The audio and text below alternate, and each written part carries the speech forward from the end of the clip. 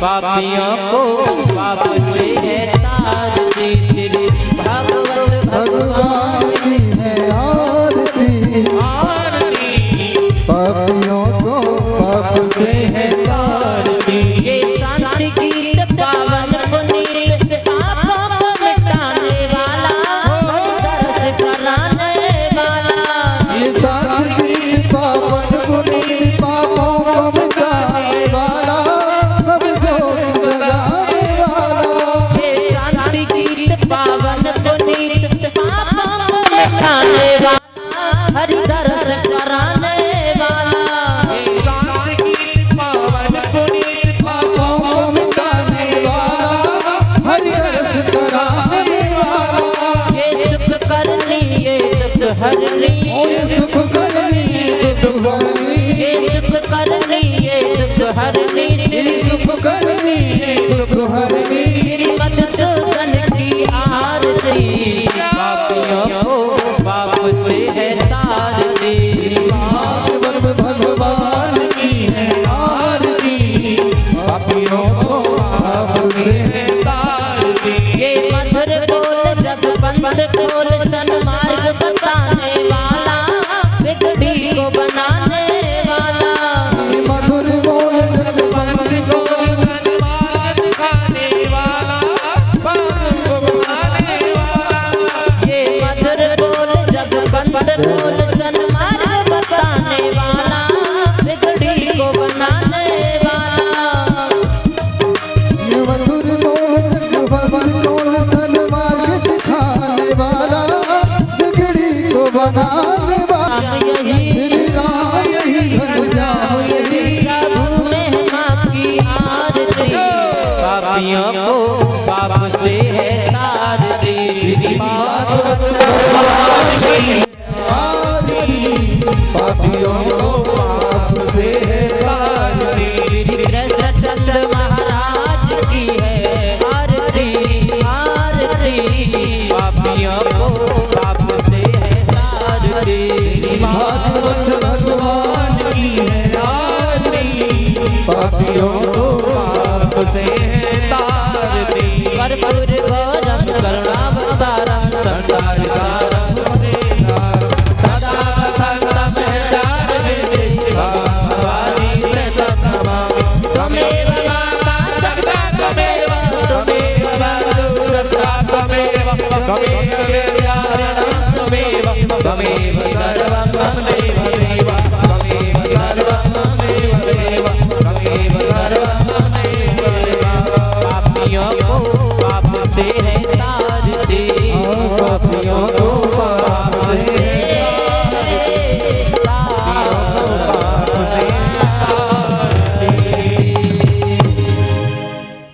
बोलिए भागवत भगवान की जय। बोलिए बांके बिहारी लाल की जय हो। सभी यथा स्थान बैठ जावे। सभी भक्त यथा स्थान बैठ जावे। हरि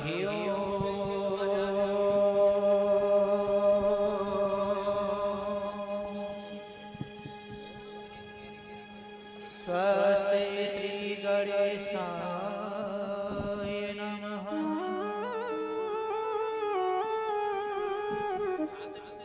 स्वस्ति श्री गणेशाय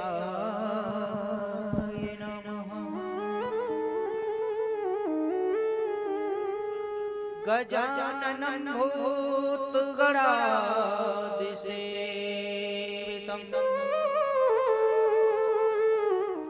कपित्थजम्बूफलचारि भक्षिणम् ओमांसुतं शोकविनाशकारिकम् नमामि विघ्नेश्वरपादिपङ्कजम्।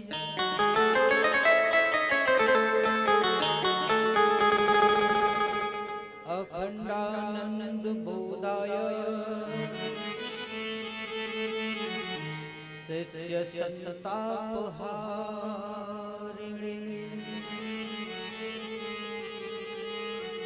सच्चिदानंद रूपाय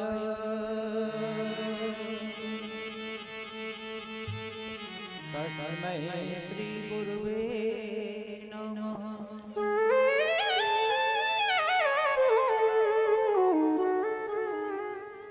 अतुलित बलधाम हेम शैलादेहम् धन जीवन कृशानं ज्ञाननामग्रगण्यम्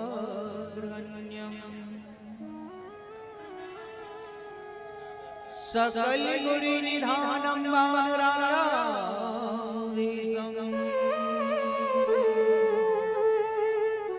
रघुपति प्रिय भक्तं वातजातं नमः।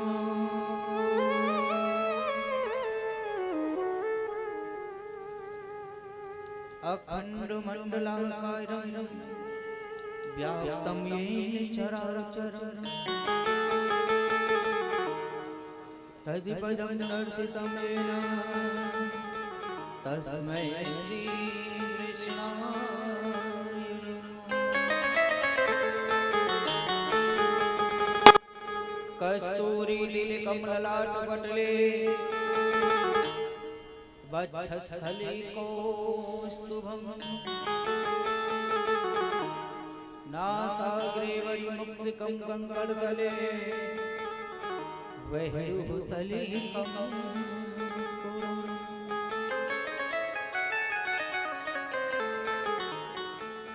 सर्वांगे हरिचंदनं सुललितं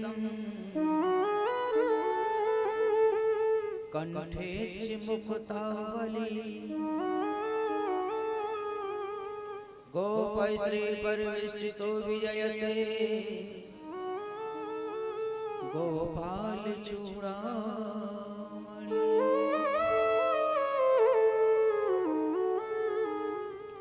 सब कुछ दीनो आपने भेंट धरूं क्या नाथ नमस्कार की भेंट लो मैं जोड़ूं दोनों हाथ।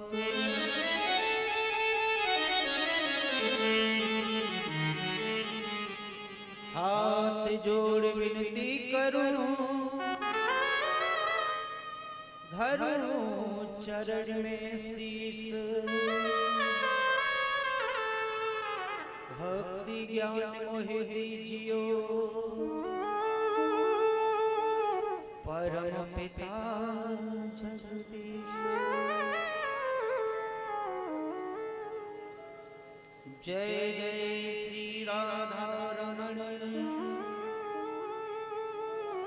जय जय नवल किशोर जय गोपी चित चोर प्रभो जय जय माखन चोर जय जय माखन चोर। प्रातःस्मरणीय सर्वप्रथम वंदनीय बेड़ पीतांबरधारी भगवान श्री कृष्ण की भांग में प्रतिमूर्ति जो कि श्रीमद् भागवत महापुराण है। आज इस कथा का शुभारंभ दिवस। कथा में प्रवेश करने से पहले स्थान देवता को कोटि कोटि नमन एवं समस्त देवी देवताओं को नमन एवं वंदन व उनके लिए आसन समस्त जनों के चरणों में कोटि कोटि नमन।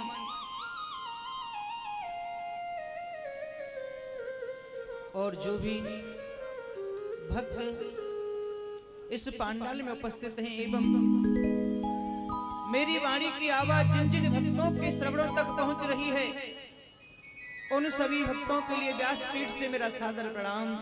वो राधे राधे।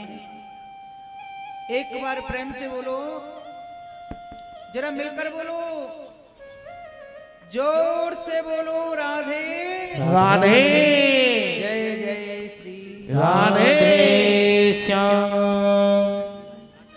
आइए कथा में प्रवेश करने से पहले अपने तन मन एवं वाणी को पवित्र करने के लिए 2 मिनट भगवत नाम संकीर्तन सभी बोलेंगे और सभी ताली बजाते हुए कि राधे मेरी स्वामिनी, मैं राधे तेरो दास, जन्म जन्म मोहि दीजियो श्री वृंदावन को वास। बड़े ही भाव से ताली बजाते हुए और गाते हुए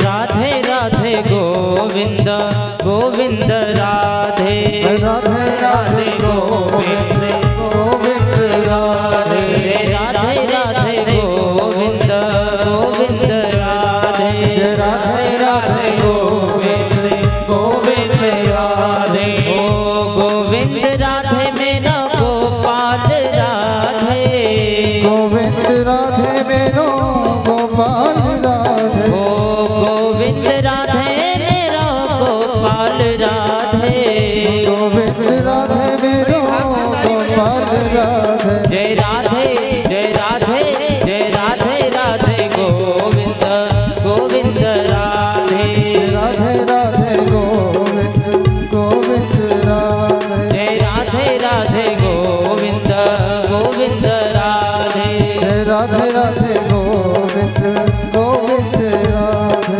ओए गोविंद राधे मेरा गोपाल राधे गोविंद राधे मेरो गोपाल राधे ओए गोविंद राधे मेरा गोपाल राधे गोविंद राधे मेरो गोपाल राधे राधे जय राधे राधे राधे गोविंद गोविंद राधे जय राधे राधे गोविंद गोविंद राधे हरि बोल।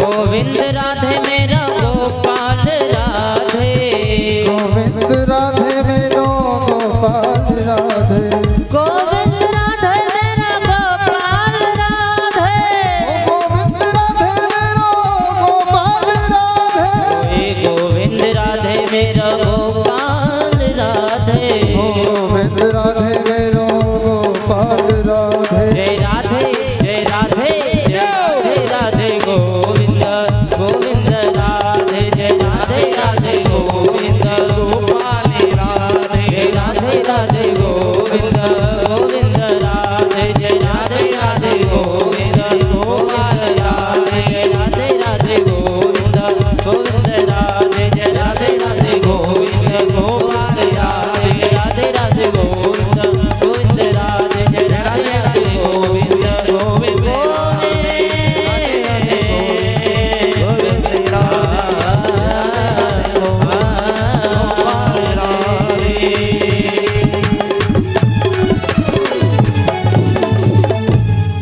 बोलिए गोविंद भगवान की जय।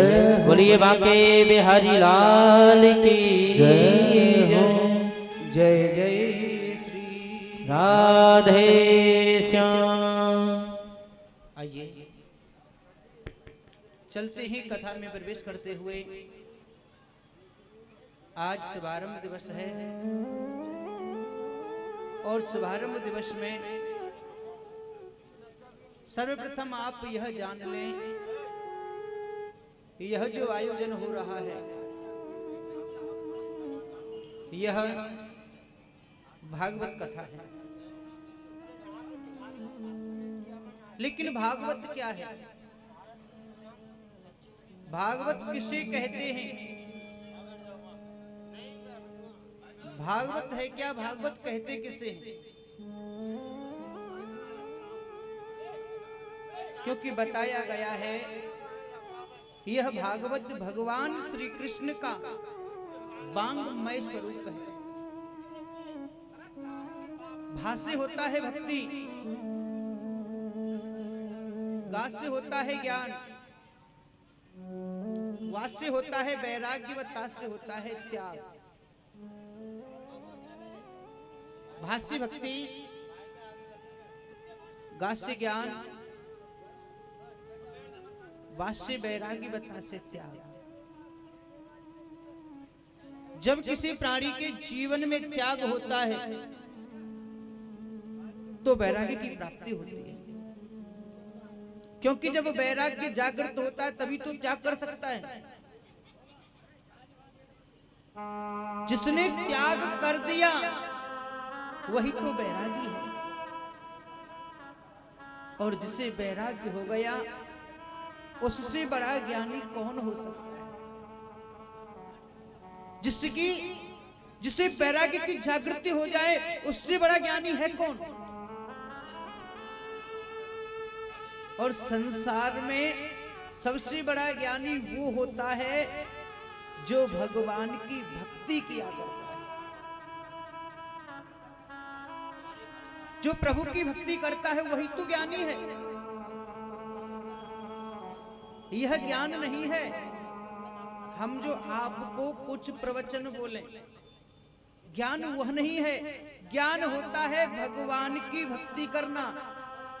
जिसने प्रभु को जान लिया, उस ईश्वर को जान लिया, वह ज्ञान है। और ऐसे प्रवचन तो हम भी बोल रहे हैं और भी भक्त बोलते हैं। इस प्रकार के प्रवचन होते रहते हैं, यह विद्वानता है। इसे विद्वानता कहा जाता है। और ज्ञान वह है जिसने प्रभु को पहचान लिया, उस ईश्वर को पहचान लिया, उसे ज्ञान कहते हैं। और जो संसार में ज्ञानी होते हैं वही प्रभु की भक्ति किया करते हैं, इधर उधर इस माया में या इस संसार में नहीं फंसते। संसार में ज्ञानी लोग क्यों उलझेंगे? तो इसीलिए इस कथा का नाम है भागवत। भाष्य भक्ति, गास्य ज्ञान, वास्य वैराग्य व तास्य त्याग। यह भगवान का वांगमय स्वरूप है। वांगमय स्वरूप क्या कहें, ये तो साक्षात श्री कृष्ण है। क्योंकि जिस समय भगवान इस धरु धाम को छोड़कर जा रहे थे तो उस समय उद्धव कृष्ण कन्हैया के पास में आए और कान्हा से कहा, केशव जब आप चले जाओगे ना तो आपके जाने के बाद आपके भक्त लोग किसके सहारे रहेंगे? तब भगवान ने उद्धव को 4 मंत्र दिए। वही मंत्र नारद जी ने श्रवण किए और उन्हीं मंत्रों को 18,000 श्लोकों में परम पूज्य श्री वेद व्यास जी ने परिवर्तित किया और ये भागवत ग्रंथ की रचना की।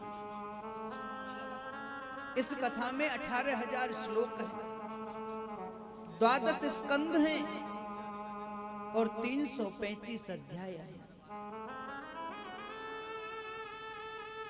लेकिन आजकल किसे त्याग होता है? त्याग तो सभी करते हैं, लेकिन सच्चा त्याग किसे होता है पता है? क्योंकि कहीं अगर हम इस संसार से कोई गुजर जाए और उसे कांधा देते हुए चले जाते हैं, बोलते हैं कि राम नाम सत्य है, बोलते हैं ना ऐसा? सोचते भी हैं भैया देखो राम का नाम ही सत्य है, इस संसार में कुछ भी सत्य नहीं है। देखो बेचारे ने बहुत अच्छा इंसान था, इतनी मेहनत से इस मकान को बनाया, कोठी बंगला गाड़ी इसके पास थे, बहुत अच्छा था, संत जनों से मिलने वाला था, लेकिन आज कुछ साथ नहीं जा रहा है। वहां आता है त्याग। आज से हम भी झूठ नहीं बोलेंगे हैं, हम भी चोरी नहीं करेंगे, हम भी गलत कार्य नहीं करेंगे, लेकिन फिर भी भूल जाते हैं। ऐसा क्यों? क्योंकि वहां गए थे साथ में, जब तो त्याग था, लेकिन वहां से चले आए, वो त्याग चला गया। आया है सो जाएगा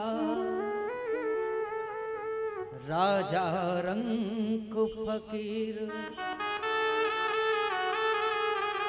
कोई सिंहासन चढ़ चला, कोई बंधा चला जंजीर। इस संसार में जो आया है उसे जाना है, ये परम सत्य है। इस अटल सत्य को आप झुटला नहीं सकते। जाना सबको है, लेकिन कोई अच्छे कर्म करता है, कोई अच्छी गति प्राप्त करता है, और कोई न जाने किस गति से चला जाता है। और भागवत जी का जो पहला श्लोक है ना, प्रथम श्लोक बड़ा ही सुंदर है। सच्चिदानंद रूपाय विश्वोत्पत्त्यादि हेतवे तापत्रे विनाशाय श्री कृष्णाय वयं नुमः। सच्चिदानंद रूपाय विश्वोत्पत्त्यादि हेतवे तापत्रय विनाशाय श्री कृष्णाय वयं नुमः। आपने समस्त श्लोकों पर देखा होगा तो या तो वयं नमः होगी, अर्थात नमः लिखा होता है, लेकिन इस श्लोक को जब पढ़ते हैं तो इसमें लिखा है वयं नुमः। ऐसा क्यों? जो सत्य चित्त आनंद स्वरूप है, जो विश्व की उत्पत्ति करने वाले हैं, विश्वोत्पत्त्यादि हेतुवे तापत्रय विनाशाय, जो तीनों प्रकार के तापों को विनष्ट करने में सक्षम है, ऐसे श्री कृष्ण, कृष्ण यानी सत्य, सत्यम परम धीमहि, ऐसे सत्य को हम एक बार नहीं, हजार बार नहीं, बल्कि बार बार प्रणाम करते हैं। बोलिए सच्चिदानंद भगवान की जय हो। लेकिन सत्य क्या है? सत्य होता है सत्य। आजकल हम संसार में सत्य खोजें तो दिखाई नहीं देता, मिलता नहीं है, क्योंकि यहां संसार में सत्य कौन बोलता है?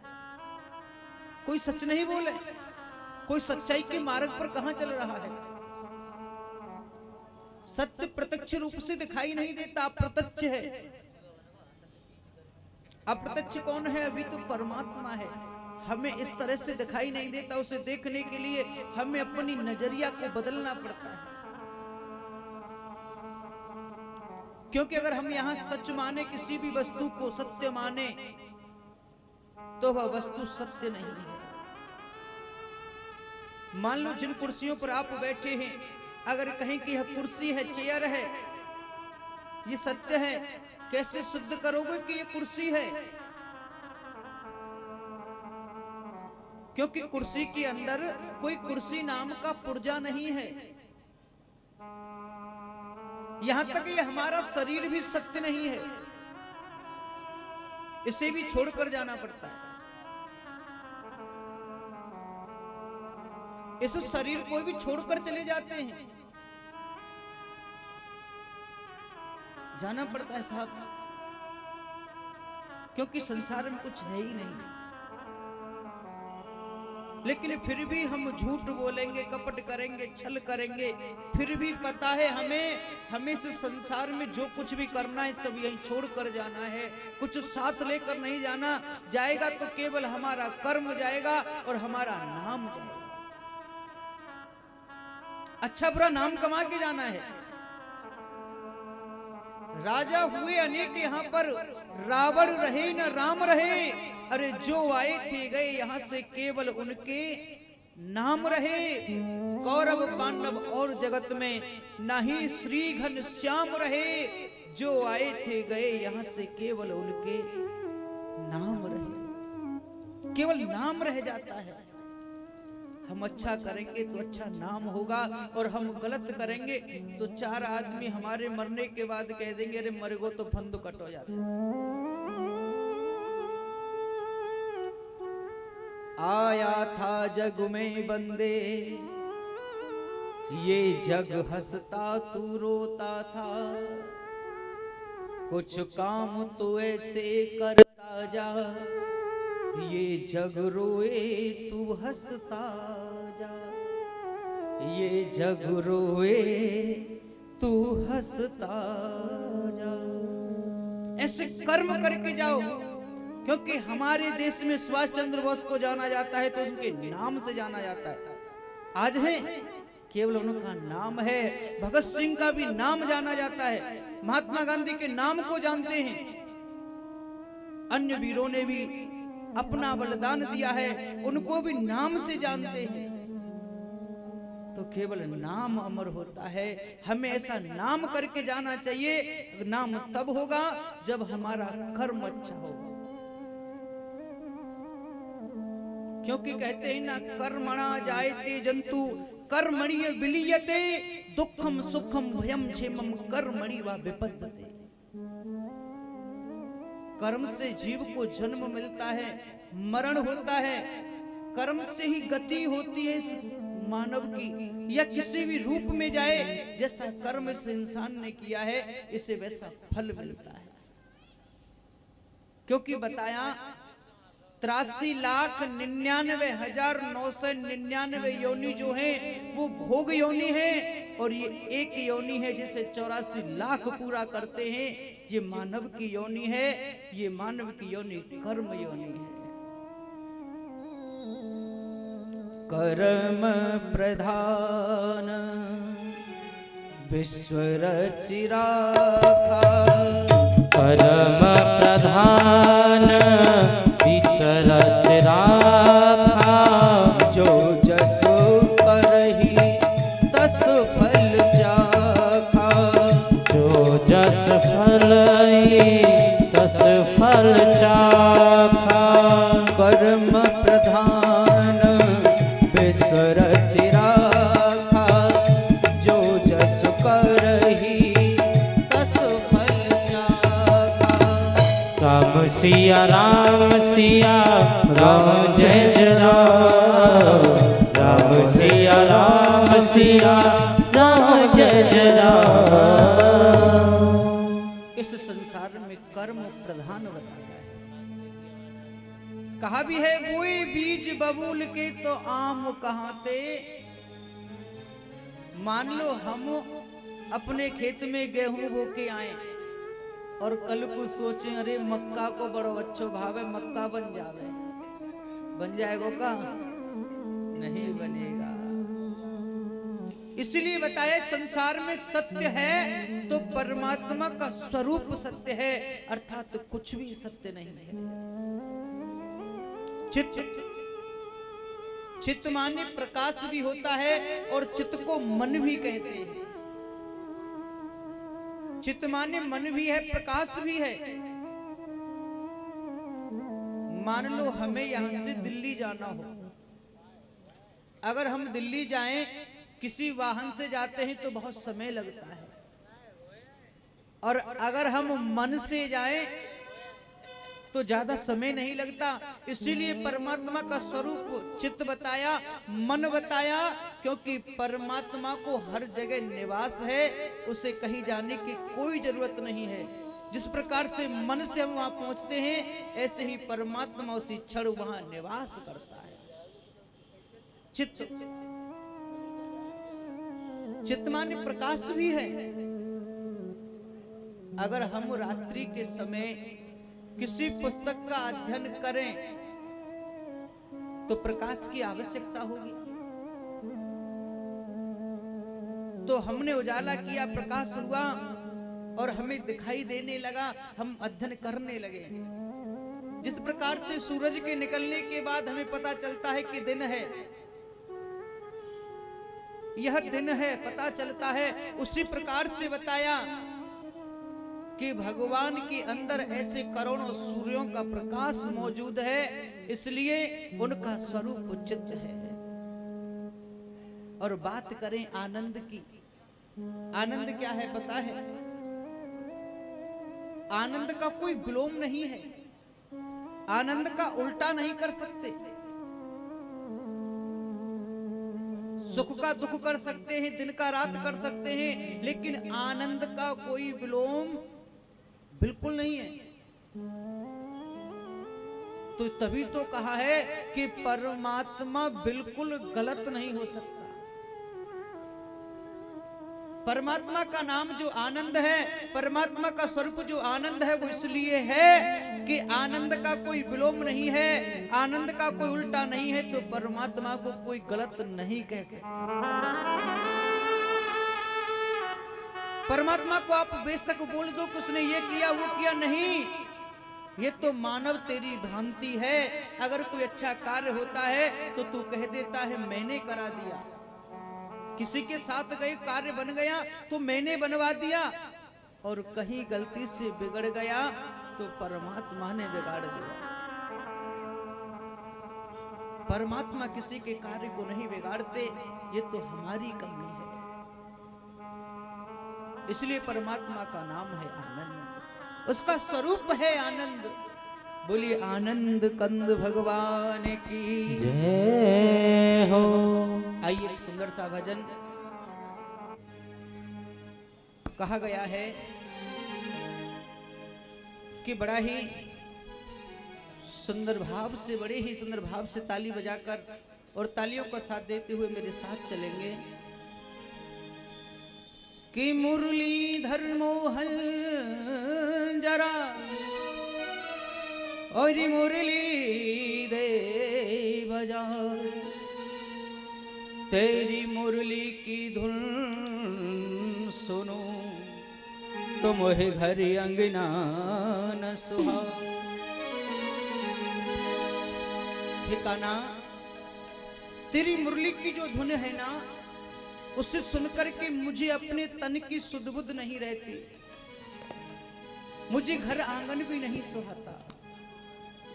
इसलिए मैं तेरे साथ चली आई, तेरे पास चली आई, तो सभी मोहन की मुरली की तारीफ करते हुए और ताली बजाते हुए चलेंगे।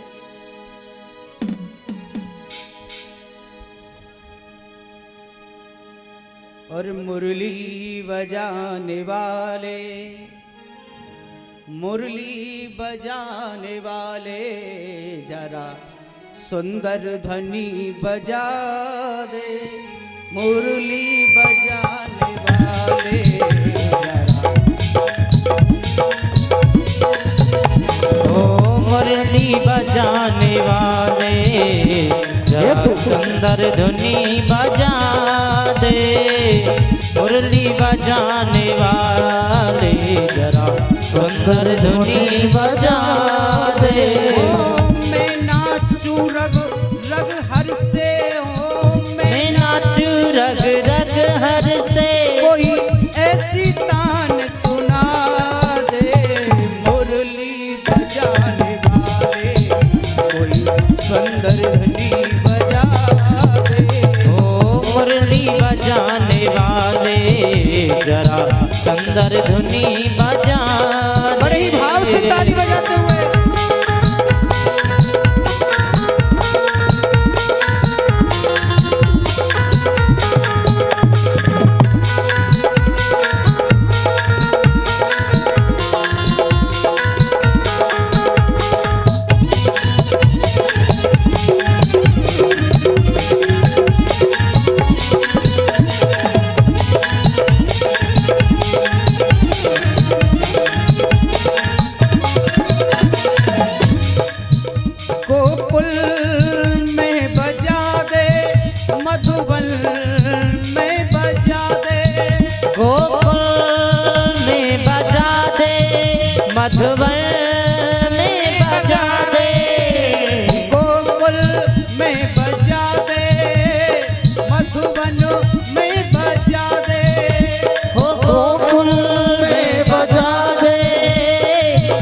गोबर में बजा दे। ओ संग में राधा नाचे, संग में राधा नाचे, तू ऐसी तान सुना दे। मुरली बजाने वाले जरा सुंदर ध्वनि बजा। मुरली बजाने वाले जरा सुंदर धुनी बजा दे। मुरली बजाने वाले जरा सुंदर धुनी बजा दे।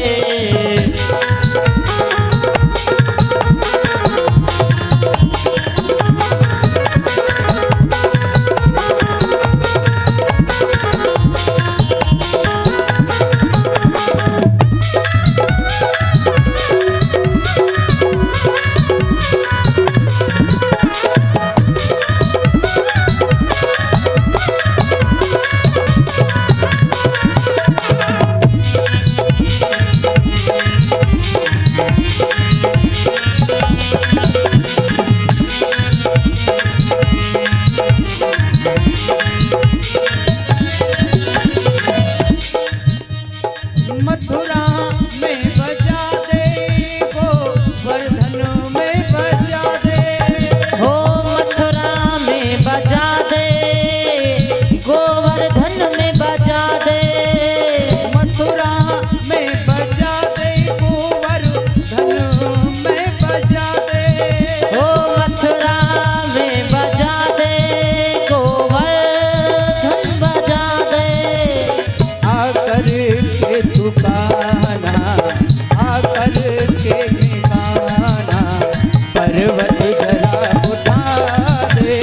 मुरली बजाने वाले जरा सुंदर धुनी बजा दे। मुरली बजाने वाले जरा मुरली मधुर बजा दे। कोई मुरली बजाने वाले जरा सुंदर धुनी बजा दे। मैं नाचूं मेरा रग रग हर से, मैं नाचूं मेरा तन मन हर से ऐसी तान सुना दे। मुरली बजाने वाले सुंदर ध्वनि बजा दे। कोई बजाने वाले जरा मुरली मधुर बजा दे। कोई मुरली बजाने वाले जरा सुंदर धुनी बजा दे। मुरली बजाने वाले जरा सुंदर ध्वनि बजा।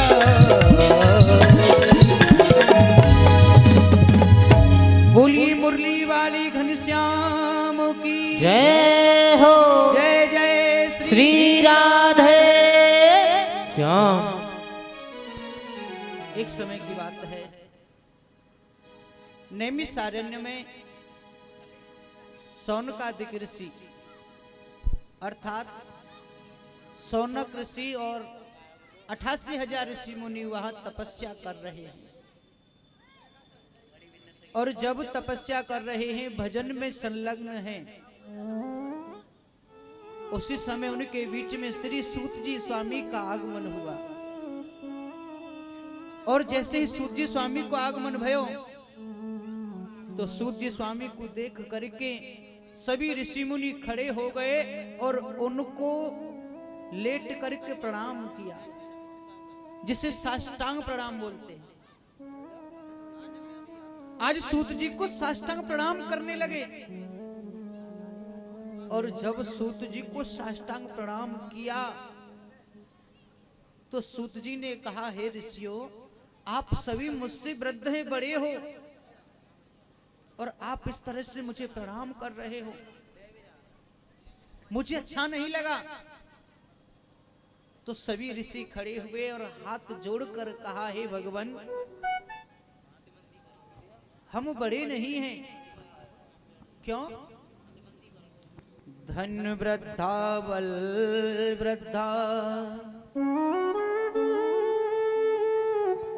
आयु वृद्धा तथैव च,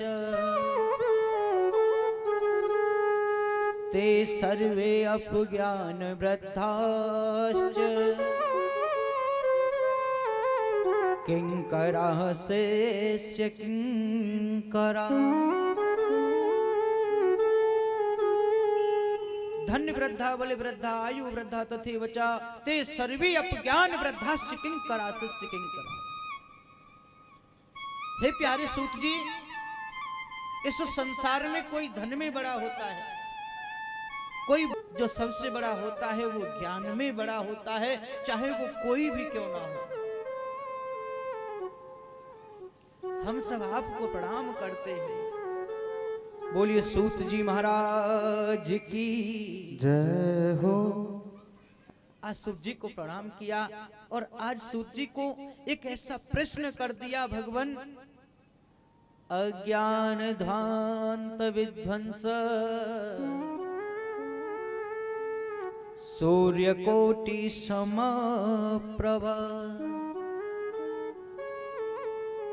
सोताख्याहि कथा सारम मम कर्ण रसायनम। अज्ञान ध्वांत विध्वंस सूर्य कोटि समप्रभा सुताख्याहि कथा सारम मम कर्ण रसायनम। हे प्यारे सूत जी, जो अज्ञान को नष्ट कर दे, अर्थात जैसे अंधेरे को सूर्य उजाले से नष्ट कर देता है, उसी प्रकार से अज्ञानता को नष्ट करने के लिए ऐसे करोड़ों सूर्यों का प्रकाश आपके अंदर है। सूर्य कोटि समप्रभा सूताख्याहि। हे सूत जी, ख्याई अर्थात कहिए क्या? कथा सारम मम कर्ण रसायनम। ऐसी कथा का सार कहिए जिसे सुनकर के हमारे इन श्रवणों को बल मिले। ऐसा कोई सार सुनाइए, हमें कोई ऐसी वैसी बात नहीं सुननी है, हमें तो कथा सुनाओ और वो भी उसका सार सुनाओ। तो आज सूर्य स्वामी कहने लगे, हे सौनकादिक ऋषियों, एक समय की बात है, नारद जी अपनी बीड़ा को बजाते बजाते पृथ्वी लोक का भ्रमण कर रहे थे। और जब पृथ्वी लोक का भ्रमण कर रहे थे ना, तो पृथ्वी लोक का भ्रमण करते करते नारद एक दिवस हो हरि क्षेत्र कुरुक्षेत्र गमनः काशी वैराग्यम प्रयागराज आदि तीर्थेषु तथा। काशी, प्रयाग, गोदावरी, हरि क्षेत्र, कुरुक्षेत्र अनेकों तीर्थों में गए, मन संतोष न कार्यक्रम, लेकिन उनके मन को संतोष नहीं हुआ। कालना नाम मैत्रेय धुनो। क्यों? क्योंकि उन्होंने देखा, अरे कलयुग ने इस मानव की मति को बिल्कुल बिगाड़ दिया। ये कलयुगी मानव पुण्य नहीं करता, पाप कर रहा है, झूठ बोल रहा है। ये परमात्मा का चिंतन भी कर रहा है तो दिखावे के लिए कर रहा है, इसका चिंतन मन से नहीं हो रहा है। ये प्रभु को रिझाना नहीं चाहता, लेकिन लोगों को रिझा रहा है। ऐसा देख करके नारद जी को बड़ा असमय हुआ, असमंजस में हो गए। कहा भी जाता है कि कलयुग को आमन भयो, उल्टे भय सब काम है, श्रद्धा किसी में ना रही, भजते ना सीता। चेला गुरु से अडिग है, हर वक्त पीता जाम है, धक्के लगाकर बाप में बेटा करे आराम है। इस वक्त होकर के दुखी ये पृथ्वी पुकारे श्याम को, गैया कटे निस दिन यहाँ, कैसे भूल गयो इस धाम को। आजकल क्या हो रहा है?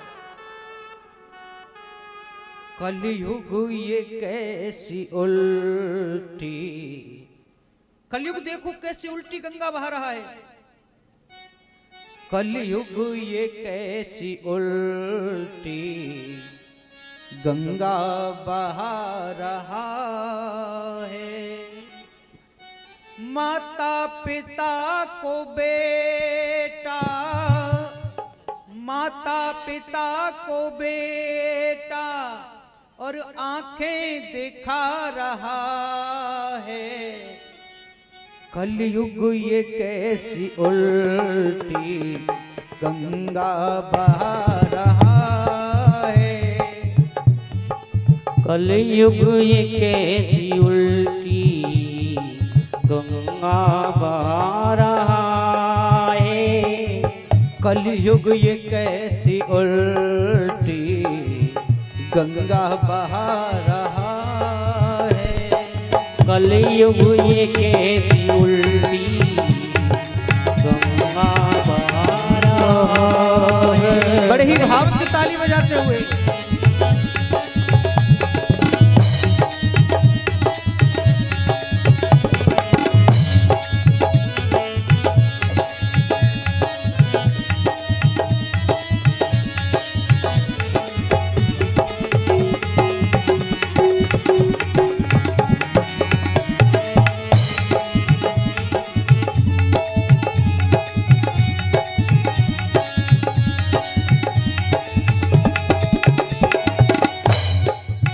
बताया। पहले था एक रावण जिसने चुराई सीता।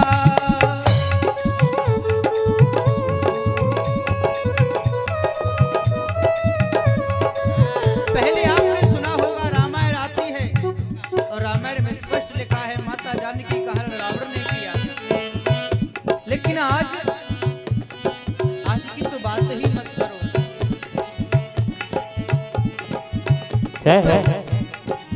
पहले था एक रावण जिसने चुराई सीता।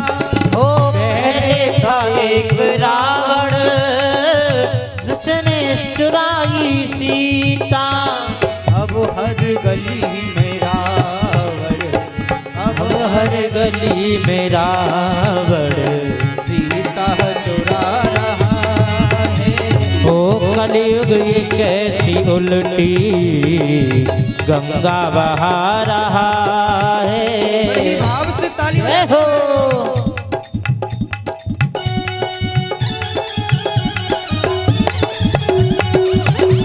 हरि बोल।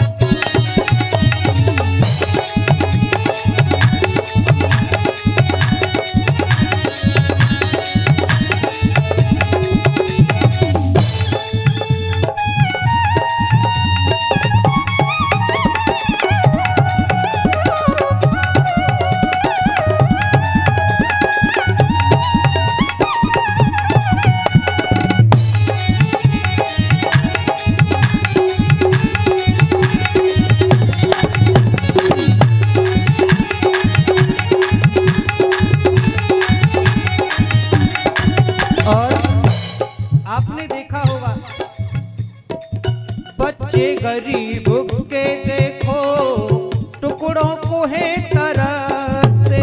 हो बच्चे गरीब के देखो टुकड़ों को है तरसते। आपने देखा होगा कुछ बच्चे झुग्गी झोपड़ियों में भी रहते हैं, गरीब बच्चे टुकड़ों के लिए भी मोहताज हैं, खाने को रोटी नहीं मिलती, सोचते हैं आज एक निवाला भी मिल जाए। लेकिन बच्चे गरीब के देखो टुकड़ों को है तरसते। हो बच्चे गरीब के देखो टुकड़ों को है तरसते। एक सेठ जी का पोता, ओ एक से भी जी का पोता। आपने देखे होंगे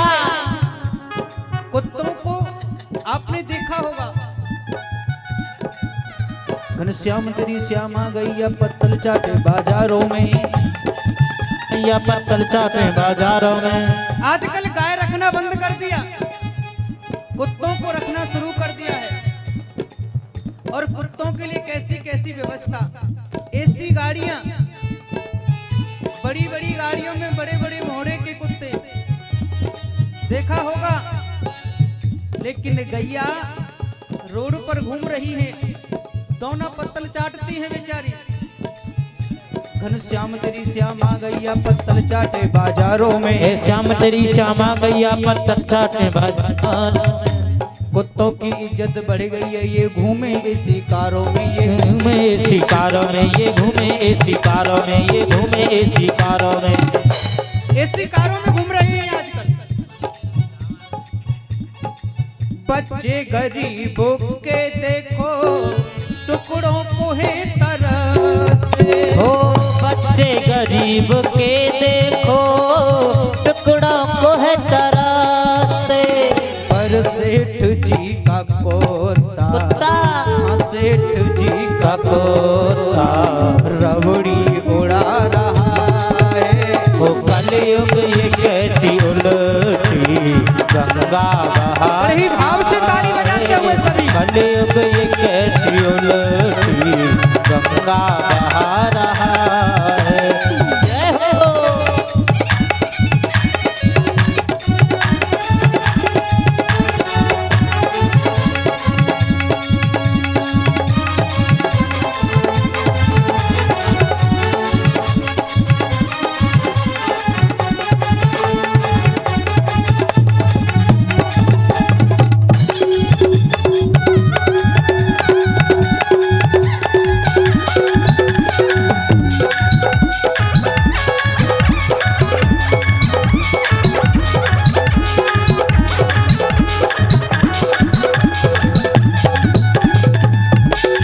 हरि बोल।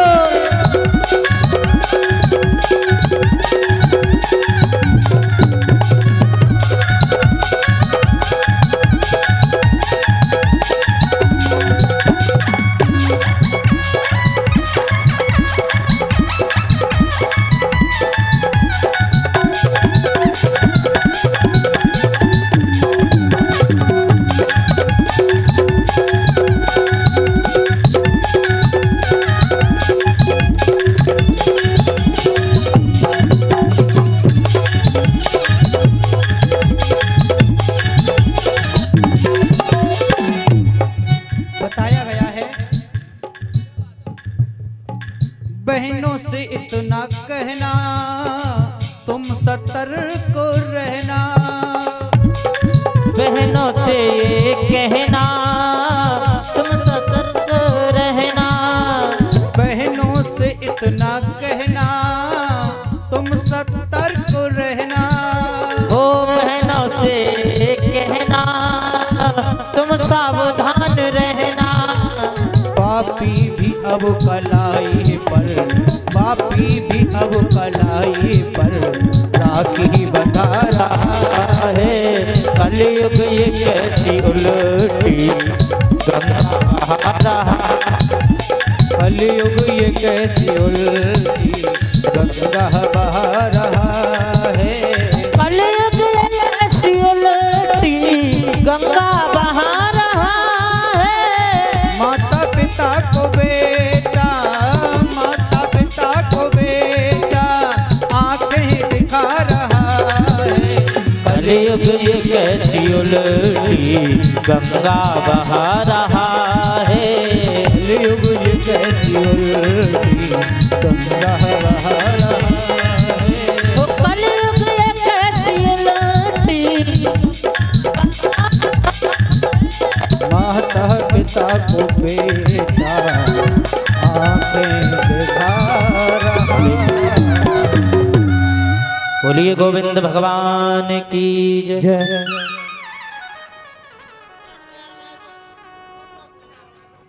तो आज नारद जी सोच रहे हैं ये कलयुगी प्राणी है, यहां से मुझे चलना चाहिए।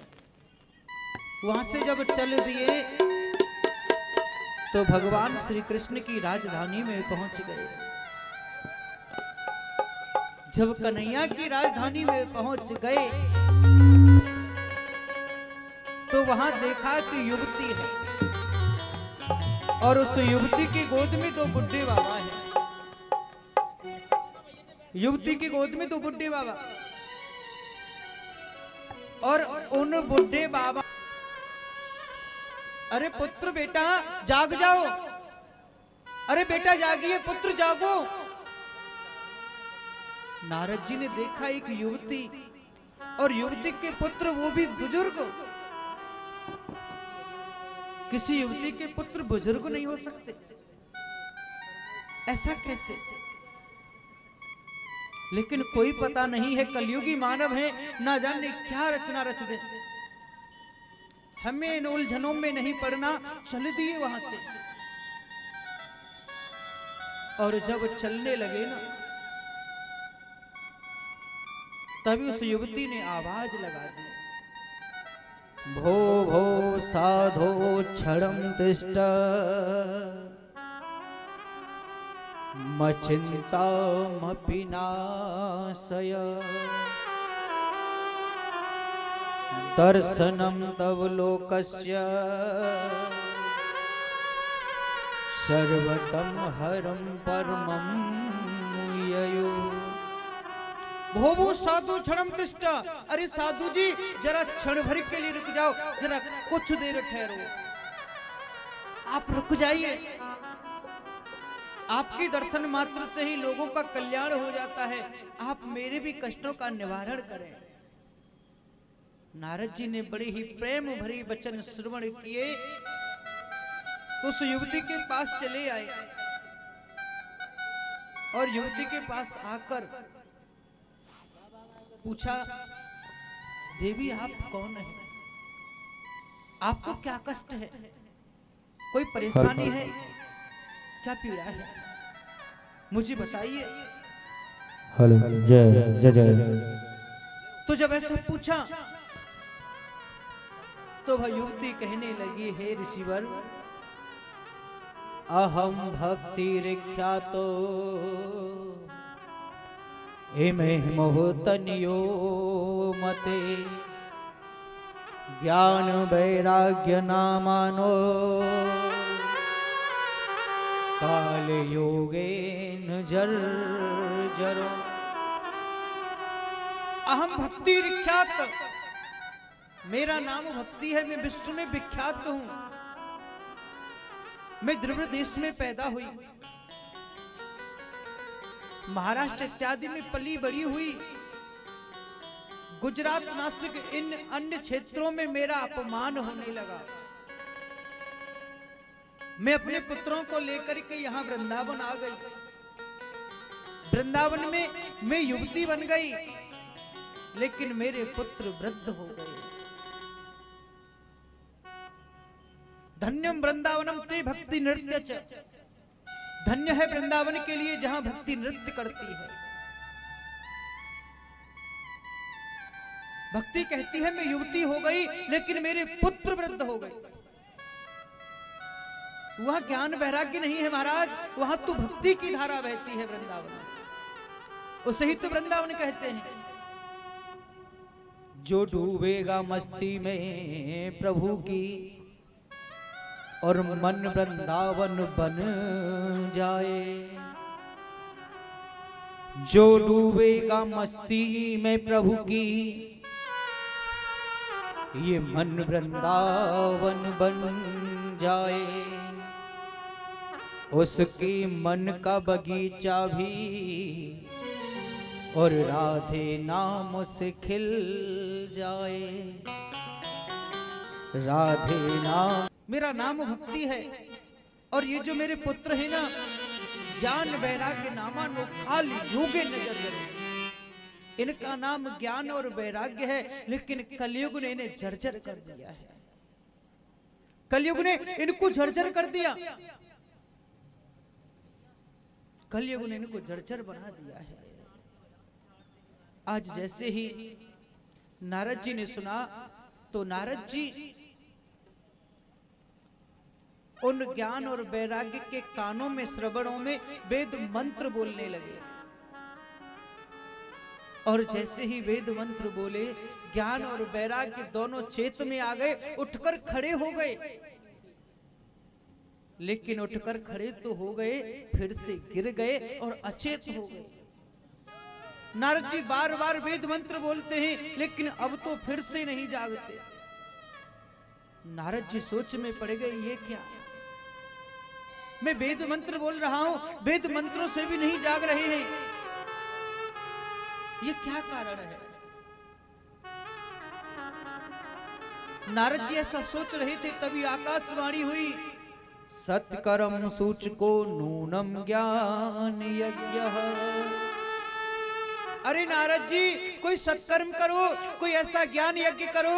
अगर आप ज्ञान यज्ञ करोगे तो ये ज्ञान और वैराग्य दोनों ही चेत में आ जाएंगे।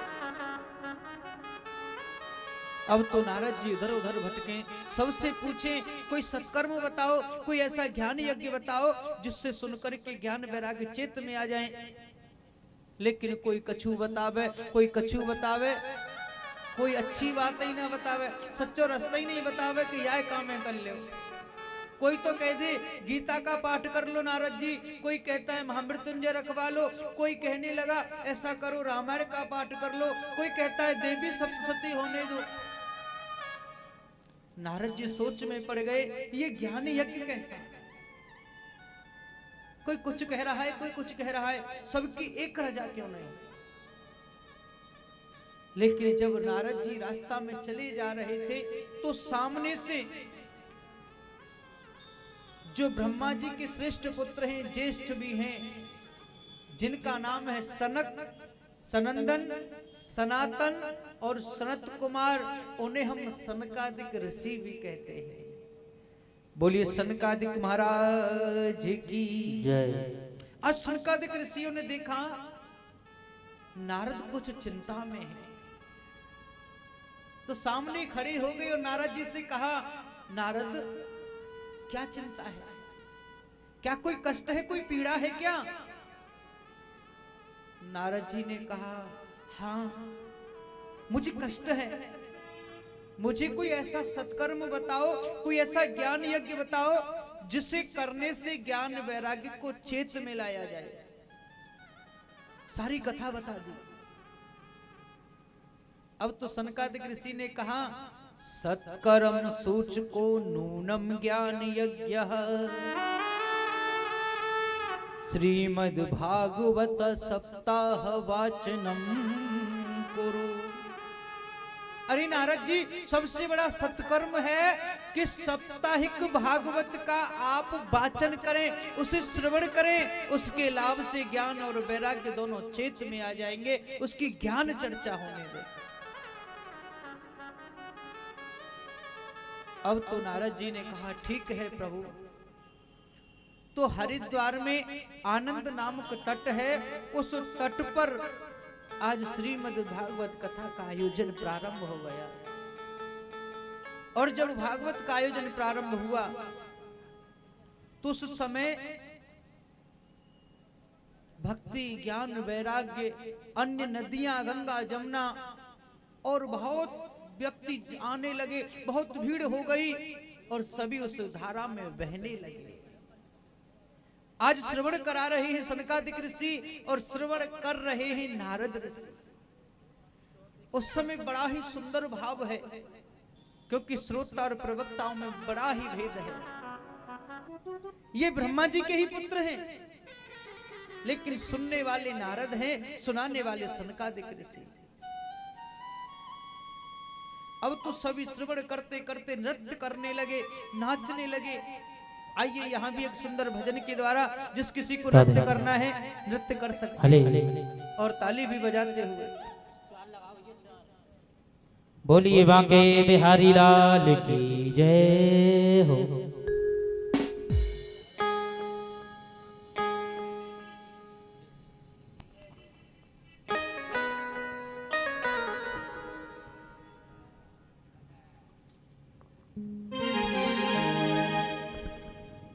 बोलिए बांके बिहारी लाल की जय।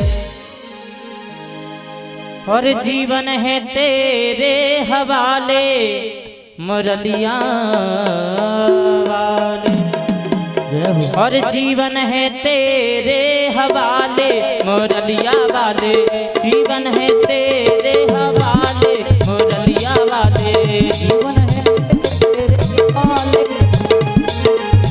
जीवन है तेरे हवाले मुरलिया वाले। ताली बजाते हुए मुरलिया वाले हाजी बसरिया वाले, आके मुरलिया वाले वाले, ओ जी मुरलिया वाले हाजी बसरिया वाले, मुरलिया वाले बाकी बसुरिया वाले।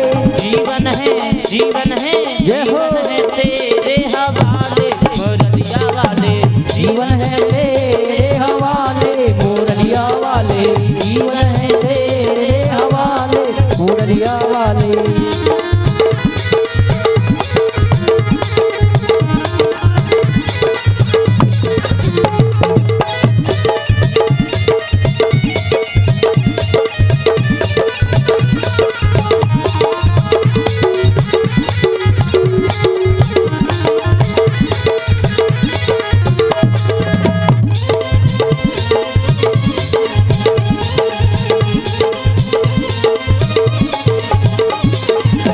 हम कठपुतली तेरे हाथ की, हम कठपुतली तेरे हाथ की,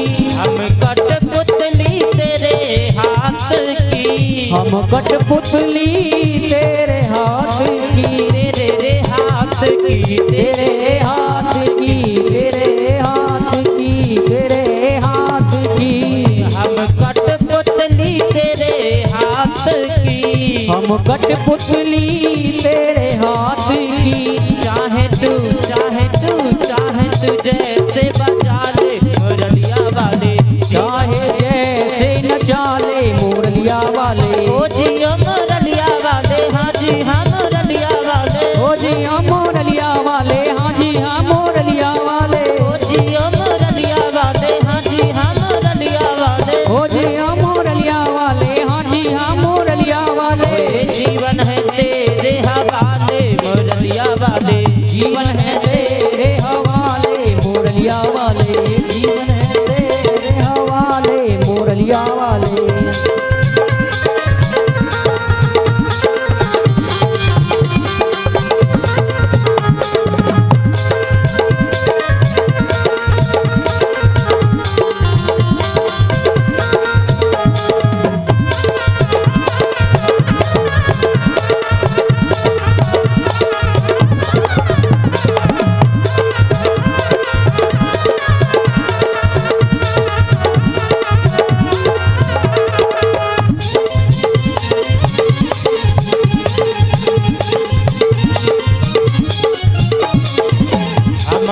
बंसी तेरे हाथ की, मैं बंसी तेरे हाथ की, हम हैं बंसी तेरे हाथ की, हम हैं बंसी तेरे हाथ की, तेरे हाथ की, तेरे हाथ की, तेरे हाथ की।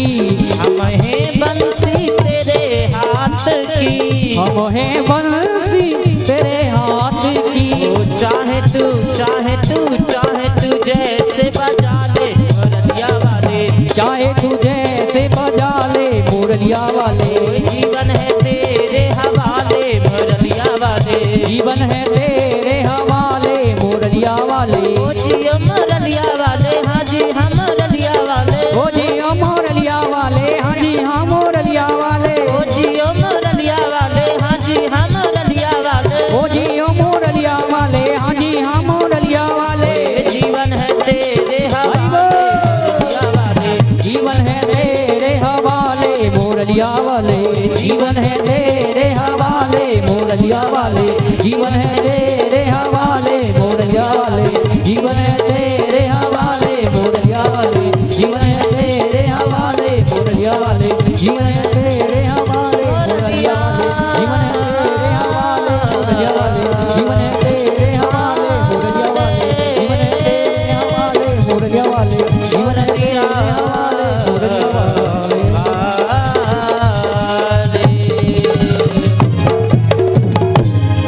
बोलिए गोविंद भगवान की जय, जय हो। बोलिए लाडली सरकार की जय जय जय श्री राधे।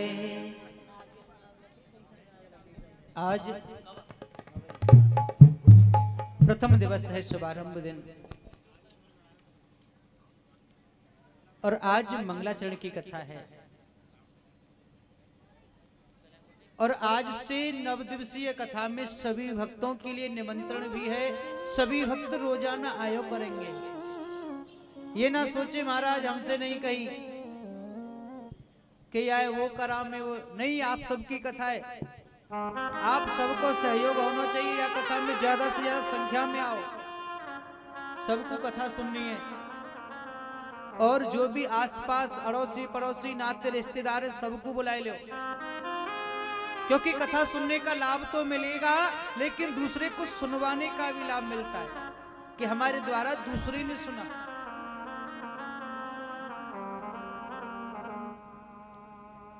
क्योंकि कथा रोजाना 12 बजे से 4 बजे तक रहा करेगी। रोजाना का समय है, क्योंकि बाहर से आगंतुक आएंगे तो 4 बजे तक कथा श्रवण कर वापस भी जा सकते हैं। 12 बजे से 4 बजे तक कथा रहा करेगी। और रोजाना 8 बजे से हवन प्रारंभ होगा। हवन में भी सभी सम्मिलित होना। और रोजाना इस कथा की 108 परिक्रमाएं भी लगाई जाएंगी। कलश उठाने वाले वह सब लगामे और आप सब लगाइए। बोलिए भक्तवत्सल भगवान की जय हो। हमारे मध्य में हमारे पूजनीय नरेश व्यास जी उपस्थित हैं। यहाँ आ जाओ महाराज, स्थान ग्रहण करो। एक बार सभी ताली बजाकर इनका स्वागत करें। बोलिए व्यास जी महाराज की जय हो। जय जय श्री राधे श्याम। तो आज नारद जी कथा श्रवण कर रहे हैं और सनकादिक ऋषि कथा सुना रहे हैं। तो सुनाते सुनाते कहा, पूर्वं भूतवते नमोत्तमम् तुंगभद्रा तटे। तुंगभद्रा तटे अर्थात तुंगभद्रा नदी के किनारे एक उत्तम नगर है, और उस नगर में संभ्रांति जन रहा करते हैं, और सभी वर्णों का पालन करने वाले। क्योंकि हमारे 4 वर्ण हैं, ब्राह्मण, क्षत्रिय, वैश्य और दास। 4 वर्णों वाले सभी संभ्रांति जन वहां रहते हैं। और उस गांव में, उस नगर में एक आत्मदेव नामक ब्राह्मण भी है। और ब्राह्मण के पास में सब कुछ है, बहुत धनवान है ब्राह्मण, अच्छा विद्वान है ब्राह्मण, बहुत कुछ जानने वाला है, लेकिन उसे भी दुख है। कोई तन दुखी, कोई मन दुखी, थोड़े थोड़े सब दुखी, पर सुखी राम के दास। जो प्रभु के भक्त हैं, प्रभु के दास बन गए, उन्हें सुख है, अन्यथा सभी दुखी है। कोई तन से दुखी है, कोई मन से दुखी है, कोई न जाने किस बात का दुख है। किसी किसी को तो इस बात का ही दुख है कि हमारे पास में पैसा ही नहीं है। धन से दुखी है महाराज, हमारे पास धन क्यों नहीं है। और कोई कोई तो इतना दुखी है कि या धन को छुपा में कहा। धन नहीं है तब भी दुख है, और धन है तब भी दुख है। तो महाराज सुख कहाँ है? सुख है तो केवल परमात्मा के चिंतन में, उनका दास बनने में सुख है, अन्यथा कोई सुख नहीं है। आज आत्मदेव भी दुखी हैं, और उनको दुख है कि उनके यहाँ कोई संतान नहीं है। उनके घर पर कोई संतान नहीं है, उनके कोई पुत्र नहीं है। आज सोच रहे हैं कि मेरे अगर पुत्र होता तो इस धन की रखने के लिए, इस धन की रखवाली के लिए, अर्थात मेरा नाम चलाने के लिए कोई पुत्र होना जरूरी था। मेरे पास में इतना धन है, मैं धनवान हूं, धनाढ्य हूं, लेकिन मैं धनाढ्य होने पर भी मेरे धन को कोई ऐसा नहीं है कि आगे चल करके इसका सदुपयोग कर सके। तो आज इसी सोच में बैठे हुए ही उनकी पत्नी है जिसका नाम है धुंधली। धुम धुम करोत यस्य धुंधली, धुंधली को कामी जी के 4-6 पड़ोसिन से झगड़ो करनो, बातें लड़ाई ना हो तो जबरदस्ती करनी, जब ही रोटी खावई तब तक रोटी नहीं खावई। हाँ, तो चारों तरफ झगड़ा करना धुंधली का काम था। लेकिन आज आत्मदेव इतनी परेशान है कि इस परेशानी का हल ढूंढ रहे हैं और उस नदी के किनारे पहुंच गए। जब तुंगभद्रा नदी के किनारे बैठे हुए थे, उसी समय एक संत का आगमन हुआ। सनकादिक ऋषि कहते हैं, नारद आज जैसे ही संत जी आए और संत ने देखा, कथम रोदसी विप्रतम काते चिंतावली यसी। अरे ब्राह्मण, क्यों रो रहे हो? क्या दुख है, क्या कष्ट है, क्या चिंता है? कथम रोदसी विप्रतम, अरे मुझे बताओ आपके कष्टों का कारण क्या है? आपको जो भी कष्ट है ना, मुझे विस्तार पूर्वक बताइए। तो आज आत्मदेव ने हाथ जोड़े और उस संत के चरणों में गिर गया और कहने लगा, भगवान मेरे यहां ऐसा कोई भी कार्य नहीं है जो मैं ना कर सकूं, लेकिन प्रभु मेरी यहां एक तुलसी का विवाह है, वो सूख रहा है। अगर मैं और भी तुलसी का विवाह लगाऊं तो वो भी सूख जाता है। मैं तुलसी का विवाह लगाता हूं तो सूख जाता है। और भगवान मेरे यहाँ एक गाय है, गाय ने आज तक किसी बच्चे को जन्म नहीं दिया, आज तक गाय ने किसी बच्चे को जन्म नहीं दिया। आप जानते हो क्यों? क्योंकि मेरे कोई संतान नहीं है, मेरे घर पे कोई पुत्र नहीं है, कोई कन्या भी नहीं है। कम से कम एक पुत्र होता जिससे अपना नाम चले जाता। मेरा नाम चलाने के लिए अगर एक कोई पुत्र होता तो भी बहुत था। प्रभु मेरी कोई संतान नहीं है, कृपा कर मुझे एक पुत्र दिला दो जिससे मेरा नाम चल जाए।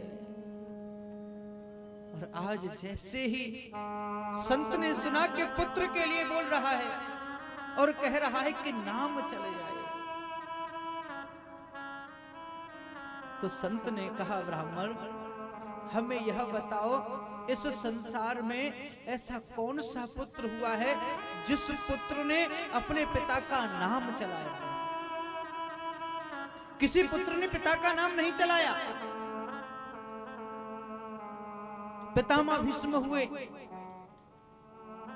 कर्ण हुए, वो स्वयं अपने आप को अपना नाम चला करके गए।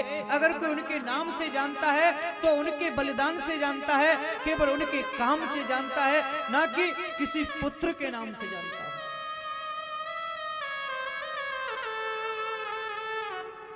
सरदार वल्लभ भाई पटेल, भगत सिंह आजाद, सुभाष चंद्र बोस इत्यादि इन सबको जाना जाता है। महारानी लक्ष्मीबाई को भी जानते हैं तो केवल उनके ही नाम से जानते हैं, या उनका कोई ऐसा पुत्र नहीं जो उनका नाम चला कर गया हो या उस पुत्र की वजह से जानते हो।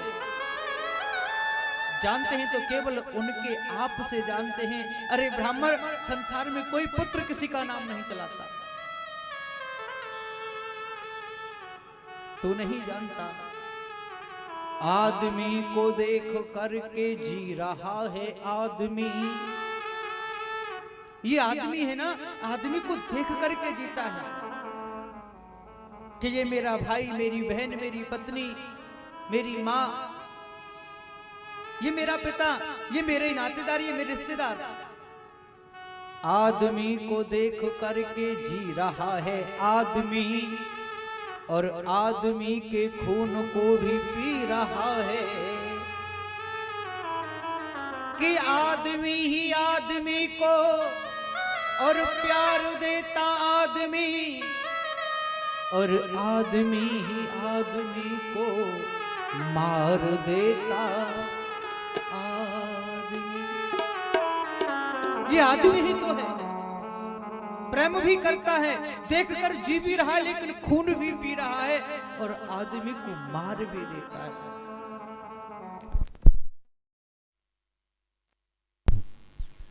आपका भी दुश्मन भाई बन बैठा है। ये जमाना बदल गया है। इस जमाने में भाई भी अपने भाई को मारने के लिए षड्यंत्र रचता है। तो भाई भाई कैसा भाई? तभी तो कहा है आदमी को देखकर जी रहा है आदमी, और आदमी के खून को भी पी रहा है आदमी। अरे आदमी ही आदमी को प्यार देता आदमी, और आदमी ही आदमी को मार देता आदमी।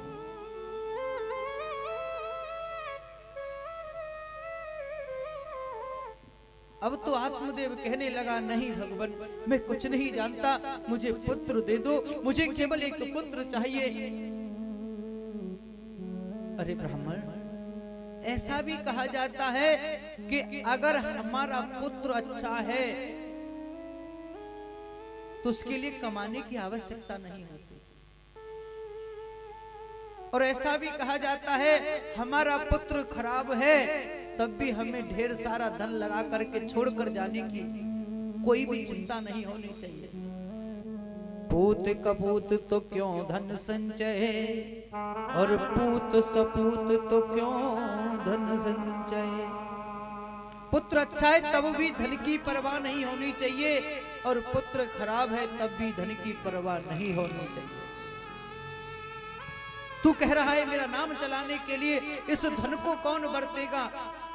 धन की चिंता मत कर, क्योंकि कुपुत्र जो होता है ना वो धन को छोड़ता नहीं है। कितना भी जोड़ कर रख जाना, कुपात्र जो होते हैं वो उस धन को नष्ट कर देते हैं। आज संत कहने लगे, अरे ब्राह्मण, एक सेठ जी थे, और सेठ जी बड़े अच्छे, और उनका एक ही पुत्र था, और उस पुत्र को उन्होंने विदेश में शिक्षा देने के लिए भेज दिया, पढ़ाने के लिए, विदेश पढ़ाने के लिए भेज दिया। बहुत सुंदर पढ़ाई लिखाई की और डॉक्टर बन गया। उसका विवाह हो गया, और जब उसका विवाह हुआ तो सेठ जी ने उसकी पढ़ाई के लिए जितना धन था वो सब लगा दिया, और अपनी प्रॉपर्टी भी बेच डाली, और वह विदेश में ही रहने लगा।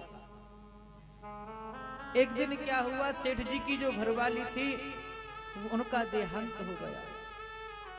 सेठानी जी का स्वर्गवास हुआ तो सेठ जी ने फोन उठाया और अपने पुत्र पर लगा दिया, बेटा तुम्हारी माता का देहांत हो गया है, तुम्हारी माँ का स्वर्गवास हो गया है, आप आ जाइए।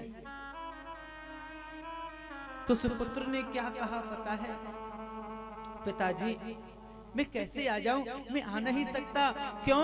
क्योंकि मुझे छुट्टी नहीं मिलेगी। अगर मैं चला आया तो 4-6 दिन वैसे खराब हो जाएंगे। आप कह रहे हो देहांत है, अरेस्टी करने के बाद ही जाओगे, इतना दिन लगेगा, मैं कैसे आ जाऊंगा? मैं डॉक्टर हूं, मैं नहीं छोड़ सकता, मैं नहीं आऊंगा। अरे बेटा तू समझ तो सही, वो तेरी माँ है, तेरी माँ का स्वर्गवास हुआ है, तेरी माँ इस संसार में नहीं है बेटा, तुझे आना चाहिए। नहीं पिताजी मैं नहीं आ सकता। संत कहने लगे, रे ब्राह्मण, ऐसे पुत्र को पुत्र कहें क्या? जिस माँ ने जन्म दिया और उस माँ के अंतिम संस्कार हेतु नहीं आ रहा है, वो कैसा पुत्र? क्या वो पुत्र कहलाने का अधिकारी है? वही तो कुपुत्र है, उसे ही तो कुपुत्र कहते हैं। ऐसे पुत्र को कभी पुत्र नहीं कह सकते। क्या करोगे पुत्र लेकर? ऐसा भी हो जाता है कभी कभी पुत्र भी कुपुत्र बन जाता है। संतान कुपुत्र भी हो सकती है। रहने दो, पुत्र मत मांगो, मत लो बेटा। नहीं भगवान, मुझे तो कैसे भी करो, मुझे को पुत्र दे दो। अगर आप मुझे पुत्र नहीं देते तो मैं अभी आपके समक्ष इस नदी में कूदकर अपने प्राणों को त्याग दूं। जब मरने के लिए बोल दिया तो संत को दया आ गई। कहा भी जाता है, वृक्ष कबहु नहीं फल भखे, नदी न सींचे नीर, परमारथ के कारणे साधुन धरा शरीर। संत हृदय नवनीत समाना, कहा कविन पर कहे उन जाना। संत का हृदय जो है ना, मक्खन के समान है। आज कृपा की और एक फल दे दिया, लो ये फल ले जाइए, जाकर के अपनी पत्नी को खिला देना। आज ब्राह्मण बड़ा खुश हुआ, बड़ा प्रसन्न हुआ और उस फल को लेकर धुंधली को दे दिया कि धुंधली ये फल खा लो, आपके पुत्र होगा। धुंधली तो धुंधली, जब्बा को नाम ही धुंधली तो काम तो धुंधले ही होंगे। कि हमने फल तो ले लिया लेकिन सोच लिया कि मैं इस फल को नहीं खाऊंगी, प्रसव पीड़ा से बड़ी परेशानी होती है, मैं गाय को खिला दूं। वो फल गाय को खिला दिया। आत्मदेव तो चले गई भजन ध्यान करने। अब समय आने लगा, सोचने लगी, अरे मैंने तो फल खाया नहीं, अब मैं पुत्र कहां से दूं? आएंगे तो पूछेंगे कहां से लाऊं पुत्र। तो अपनी बहन के यहां गई, बहन से कहा, तू कितना भी धन ले ले, मुझे एक पुत्र दे दे। उसने एक पुत्र दे दिया। उस पुत्र को लेकर चली आई।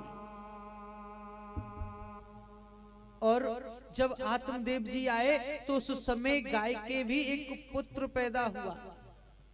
उसका जो शरीर था मानव की तरह, लेकिन श्रवण यानी कान गाय के समान थे। इसलिए उस पुत्र को देख करके आत्मदेव जी ने उस पुत्र का नाम रखा गोकर्ण। अब तो धुंधली से कहा, ये लाला को भी नाम बता में, कि ना तुम का ही नाम बताओगे, मेरो पुत्र मैं बताऊंगी। आपने तो गाय के पुत्र का नाम रख लिया, आप पंडित जी हो तो या को मतलब जी थोड़ी, हम भी तो पंडितानी है। हाँ, आप ही नाम बनाए बजाने, हम भी नाम बताएंगे। ठीक है देवी जी, हमें तो कुछ नहीं चाहिए, हमारे पुत्र हो गया, जैसो मर्जी हो नाम रख ले, जैसो मर्जी का ही रखें। हमारो नाम है धुंधली तो हमारे लालाऊ को नाम धुंधकारी हो।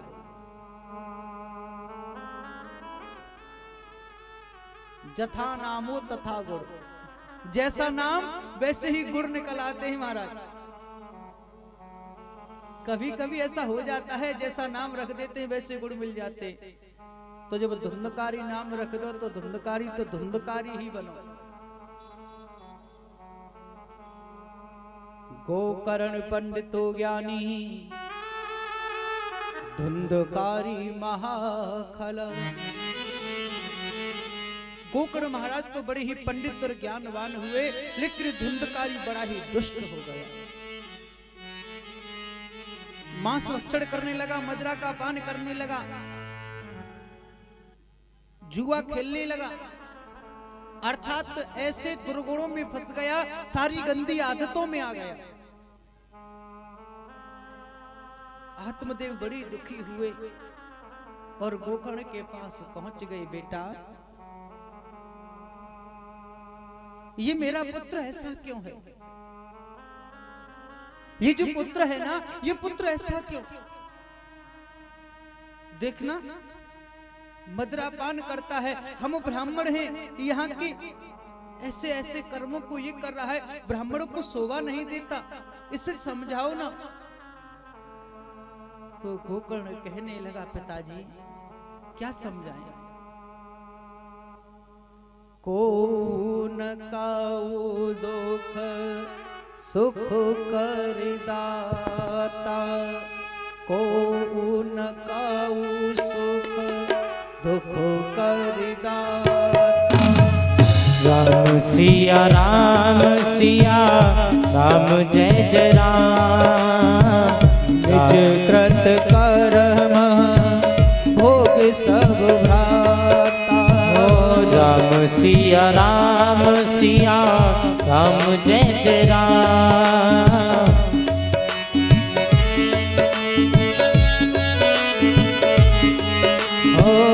को न काऊ दुख सुख कर दाता।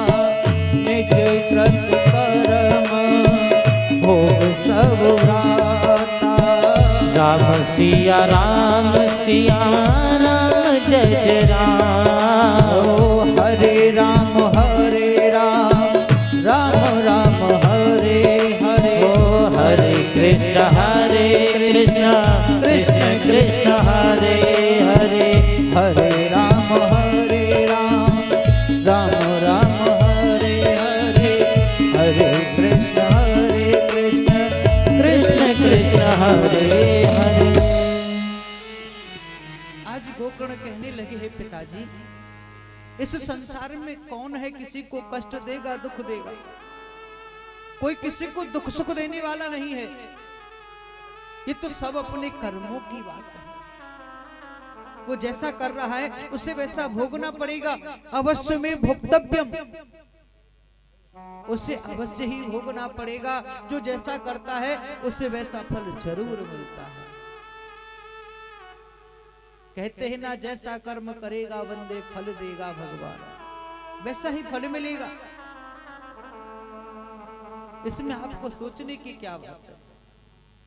कर्मणा जायते जंतु कर्मणि अविलीयते। दुखम सुखम भयम क्षेम कर्मणि विपद्यते। कर्म से सुख, कर्म से दुख, कर्म से जन्म, कर्म से मृत्यु, ये सब कुछ कर्म पर आधारित है। क्योंकि जिसके भाग्य में जैसा लिख दिया उसे वैसा भोगना पड़ेगा। सुनऊ भरत भावई प्रबल बिलख कहीं मुनिनाथ। हान लाभ जीवन मरण यस अपयस विद्या। विधि के हाथ है सब कुछ, हमारे हाथों में नहीं है। हान लाभ जीवन मरण जो कुछ है सब विधि के हाथ है, हमारे हाथों में कुछ नहीं है। पिताजी, इसे हम क्या समझा सकते हैं? ये समझाने से मानेगा नहीं मानेगा। क्यों? क्योंकि आप नहीं जानते। एक समय की बात है, शंकर भगवान से उनके भक्तों ने कुछ प्रश्न किया। भगवान, आप जिस प्रकार से हमें समझाते हो, आप अपने शिष्य रावण को क्यों नहीं समझाते? आपको रावण को भी समझाना चाहिए। तो भोले बाबा ने हंस करके जवाब दिया, रावण को समझाने की बात करते हो? रावण मेरा शिष्य जरूर है, लेकिन वो मुझे गुरु नहीं मानता। क्यों? क्योंकि एक दिन क्या हुआ, हम रावण के पास गए तो रावण हमें देखकर हंसने लगा, और जब कभी जाते हमें देख करके हंसता है। क्यों हंसता है? क्योंकि हमारे केवल 5 मुख हैं, हमारे 5 मुख हैं और उसके 10 हैं। वो कहता है देखो तुमसे तो दुगना हूं, जो अपने आप को हमसे डबल समझ रहा हो, क्या हम उसे समझा सकते हैं? कभी नहीं समझा पाएंगे। तो ऐसे ही उसे कैसे समझा दे जिसका नाम धुंधकारी है? क्योंकि जो गलत आदतों में पड़ गया, कितना भी समझा लो, किसी शराब पीने वाले को गंगा जी में खड़ा कर लेना और फिर कहना कि ले गंगा जी में समुद्र ही खड़ो है गो, आते नहीं पीऊंगो लेकिन शाम को आते ही। जिसकी जैसी आदत है वो आदत बदलने वाली नहीं है। क्योंकि कहा भी गया है, सठ सुधरे सत्संगत पाई। जो मूर्ख होते हैं ना, सत्संगति से सुधर तो जाते हैं। और लेकिन एक बात और कही है हमारे ब्रज में, सरकंडो उपजो ईख में और तनक न लायो रंग। आपने देखा होगा ईख के खेत में अगर कोई सरकंडा उपज आए तो बिल्कुल गन्ने के समान होता है। सरकंडो उपजो ईख में तनक न लायो रंग। धुंधकारी प्रेत योनि में आकर कहने लगा, भगवान अहम भ्राता तद्मी अस्मि धुंधकारी नामत। अरे गोकर्ण जी, मैं तुम्हारा भाई हूं, मेरा नाम धुंधकारी है, मुझे भूल गई क्या? मुझे नहीं भूलना चाहिए। तो आज कहने लगे गोकर्ण महाराज, तेरी ये दशा भैया, मुझे प्रेत योनि हुई है क्योंकि मेरे कर्म गलत थे। मैं खोटा कर्म नहीं करता तो इस तरह से इसमें नहीं होता। एक भक्त है, बड़ा ही सुंदर भजन लिखने वाले और बड़ी ही सुंदर रचना है, और सभी ताली बजाकर बड़े ही भाव से श्रवण करेंगे कि भजन करता है क्यों खोटे कर्म। कह रहा है, अरे मानव काहे को खोटे कर्म करता है? करता है क्यों खोटे कर्म, भूल गया तू करना धर्म। खाके कसम तूने, खाके कसम तूने और ये संसार पाया रे। जिस समय माता के गर्भ में उल्टा लटका हुआ था तो तूने ही वायदा कर दिया, प्रभु मैं तुझसे वचन देता हूं कि मैं बाहर गया तो तेरा भजन करूंगा। लेकिन बाहर निकल आया और गर्भ से बाहर आने के बाद में सब कुछ भूल गया। वादा किया तूने क्यों ना निभाया रे। बड़े ही भाव से सभी ताली बजाते हुए और गाते हुए कहेंगे, बड़े ही भाव से तालियां दोहरा दे।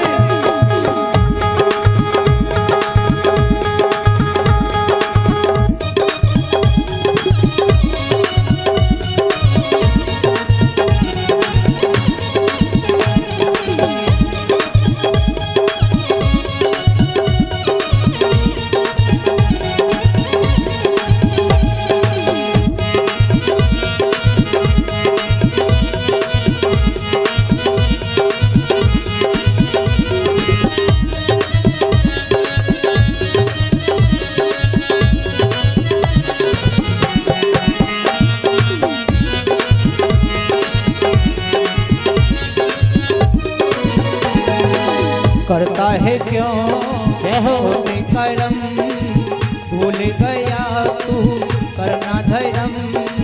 खाके कसम तूने, खाके कसम तूने संसार पाया। वादा किया तूने क्यों ना निभाया रे। वादा किया तूने क्यों ना निभाया रे। वादा किया तूने क्यों ना निभाया। बड़े ही भाव से ताली बजाते हुए, वादा किया तूने क्यों ना निभाया रे।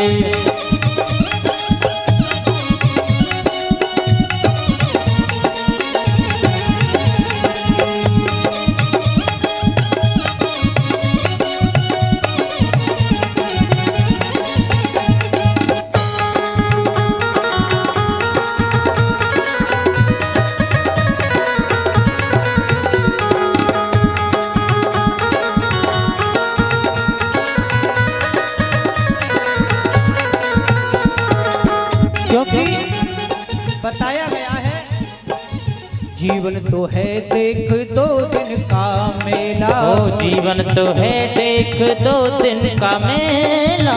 जीवन तो है देख 2 दिन का मेला। ओए जीवन तो है देख 2 दिन का मेला। आया अकेला बंदे जाए भी अकेला। ओ आया अकेला बंदे जाए अकेला। ना कुछ लेके आया जग में ना कुछ लेके जाएगा। ओ ना कुछ लेके आया जग में ना कुछ लेके जाएगा। मुट्ठी बांधे आया जग में हाथ पसारे जाएगा। ओए मुट्ठी बांधे आया जग में हाथ पसारे जाएगा। ये हीरा जन्म तूने क्यों?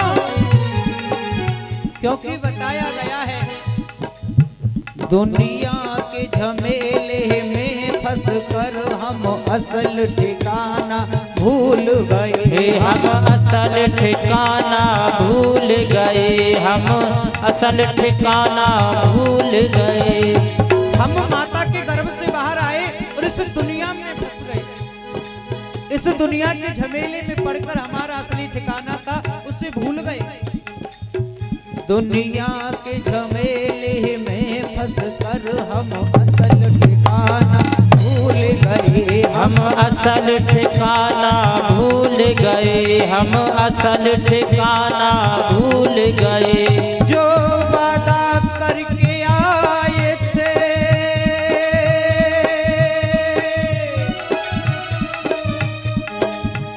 जो वादा करके आए थे वो वादा निभाना भूल गए। वो वादा निभाना भूल गए। वो वादा निभाना भूल गए। पन घट पर तो नहीं घट टूटे। पन घट को इसका पता नहीं। ओ पन घट को इसका पता नहीं। पन घट को इसका पता नहीं। आपने देखा होगा पहले पनघट पर घड़े लेकर के पानी भरने जाते थे कुओं पर, उसे पनघट बोलते थे। और उस पनघट पर ना जाने कितने घड़े टूट जाते थे। अगर हम पूछें क्या वो पनघट बता सकता है कितने घड़े टूटे, या कोई जवाब दे सकता है इतने घड़े टूट गए? नहीं दे सकता। ऐसे ही बताया है मरघट ने कितने घर लूटे। मरघट ने भी ना जाने कितने घरों को लूट लिया। कितने घर मरघट में आकर के जल गए, लेकिन मरघट के पास कोई हिसाब नहीं मिल सकता।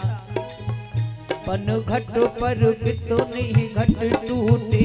पन घट को इसका पता नहीं। पन घट को इसका पता नहीं। पन घट को इसका पता नहीं। मरघट ने कितने घर लूटे।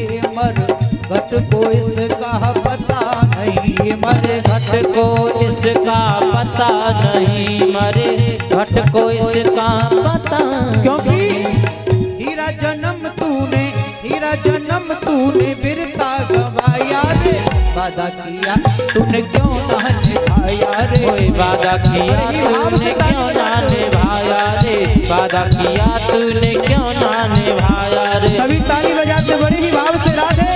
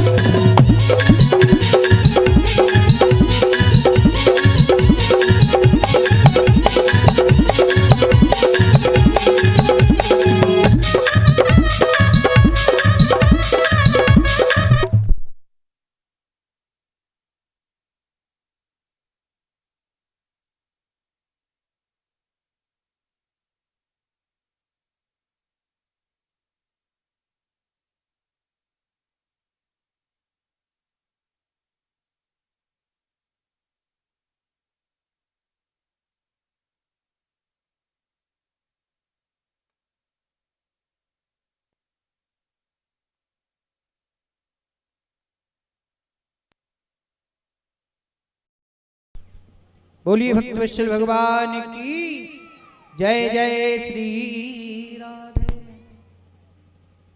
आज तो धुंधकारी कहने लगा, है भ्राता मुझे आप मोक्ष दिला दो, क्योंकि मैं प्रेत योनि में बड़ा दुख पा रहा हूं। तो आत्मदेव जी चले ही गए, धुंधली भी चली गई, और धुंधकारी आज प्रेत योनि में ये गोकर्ण ने देख करके आज सूर्यदेव भगवान का आह्वान किया, उनका पूजन किया। तब सूर्यदेव के आदेश से श्रीमद् भागवत कथा का आयोजन प्रारंभ हुआ। धुंधकारी के लिए एक 7 गांठ का बांस मंगाया, उसमें उसका आह्वान किया, उसे बिठाया, आसन दिया और सप्त दिवसीय श्रीमद् भागवत कथा का रसपान कराया। 7 पोट का घास है। प्रथम दिन जब कथा का रसपान किया तो प्रथम पोट टूट गई। इसी प्रकार से 7 पोट टूट गई और प्रभु के पार्षद विमान लेकर के आ गए और धुंधकारी को विमान में बिठा करके अपने साथ ले गए। जिस प्रकार से हम और आप यहाँ कथा सुन रहे हैं, ऐसे ही वहां भी कथा सुन रहे थे। जब धुंधकारी विमान में बैठकर गया तो सभी भक्तजन कहने लगे, हे गोकर्ण जी हमें यह बताओ कि केवल धुंधकारी को ही मोक्ष क्यों मिला, हमें क्यों नहीं मिला? हमने भी तो कथा सुनी। तो गोकर्ण महाराज ने कहा, हाँ आप सबने कथा सुनी, लेकिन कथा सुनने का भाव अलग था। कथा आपने भी सुनी। कथा सुनने वाले 3 प्रकार के होते हैं। एक होता है सरोता। सरोता का क्या अर्थ होता है? घर से आया, कथा पांडाल में बैठ गया और केवल अरे हमें जी बताओ जी महाराज जी कहाँ ते आए हैं, जे टेंट कौन को है, छोटो सो टेंट है, थोड़ो बड़ो हो तो है, अरे की ढोलक मारो तो ढोलक की सही ना बजाय रो। यानी कुल मिलाकर के बातें करना, जो तरह तरह की बात करे उसे कहते हैं सरोता। और दूसरा महाराज, दूसरा होता है सोता। सोता का क्या अर्थ है पता है? घर से आया, किसी खंबे के पास बैठ गया, पीठ लगाई और आराम से, वो होता है सोता। और लेकिन वास्तव में जो श्रोता होता है ना, उससे दुनियादारी से कोई मतलब नहीं। कौन कहां से आया है, कौन बैठा है, कौन नहीं आया, पांडाल में देखा कहां स्थान खाली है, उस जगह पर बैठ गया और आराम से श्रवण किया। जो शब्द अच्छा लगा हृदय में बिठाया, जो अच्छा नहीं लगा वो बाहर चला गया। वो होता है श्रोता। तो आज पहला दिन है, शुभारंभ दिवस, और धुंधकारी को मोक्ष की प्राप्ति हो गई। यहाँ तक की कथा आपने श्रवण की है। कल से आप सभी 12 बजे से यहाँ कथा पांडाल में उपस्थित होंगे। 12 बजे से 4 बजे तक कथा रहेगी।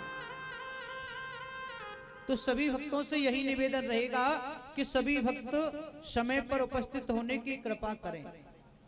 और हमने यह भी बताया है कि सुबह प्रातः काल 108 परिक्रमाएं भी लगाएं, क्योंकि कहा जाता है 84 कोस की एक परिक्रमा करें, या वृंदावन की 7 परिक्रमा करें, गोवर्धन की 4 परिक्रमा करें, या हम वैसी परिक्रमा रोजाना गांव में करें। इन सबसे जो लाभ प्राप्त होता है वही लाभ भागवत जी की 108 परिक्रमा निस दिन लगाने से, जब तक कथा पूर्ण हो तब तक लगाने से हमें उन समस्त परिक्रमाओं के बराबर फल प्राप्त हो जाता है।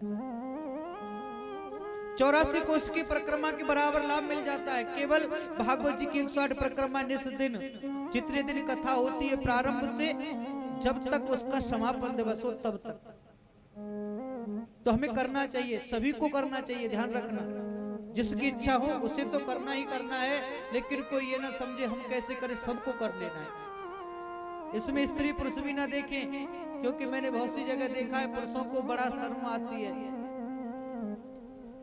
बहुत शर्माते कि हम नहीं जाएंगे। जाना चाहिए। यहाँ से वृंदावन आप जाते हो तो केवल यही भाव लेकर जाते हो, परिक्रमा करने जा रहे हैं, और वही ठाकुर जी वृंदावन से चलकर आपके मध्य में आ गए तो यहाँ भी परिक्रमा लगा देना, और लगानी चाहिए। तो जिस किसी को नृत्य करना है एक भजन पर नृत्य करेंगे, उसके बाद में आरती होगी, और आरती और प्रसाद लेकर ही प्रस्थान करेंगे।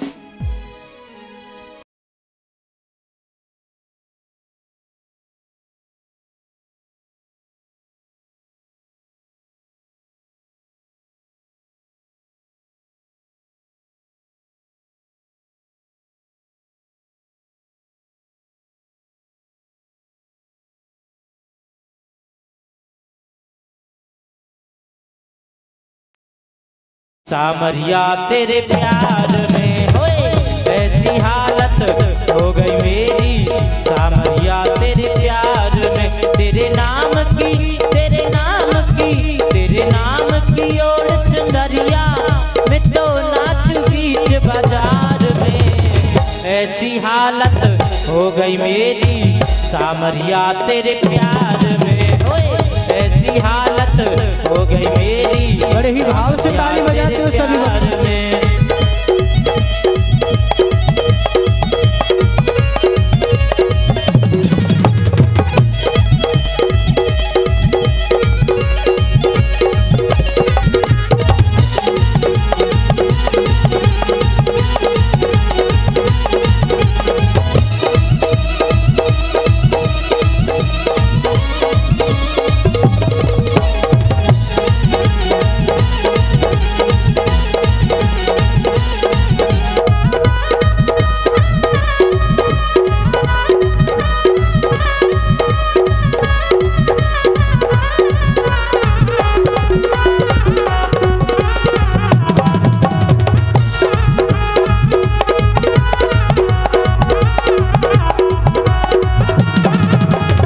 रंग बदलती इस दुनिया में कोई किसी का यार नहीं, कोई किसी का यार नहीं, मतलब की है दुनिया सारी, बिन मतलब व्यवहार नहीं, बिन मतलब व्यवहार नहीं, बिन मतलब व्यवहार नहीं।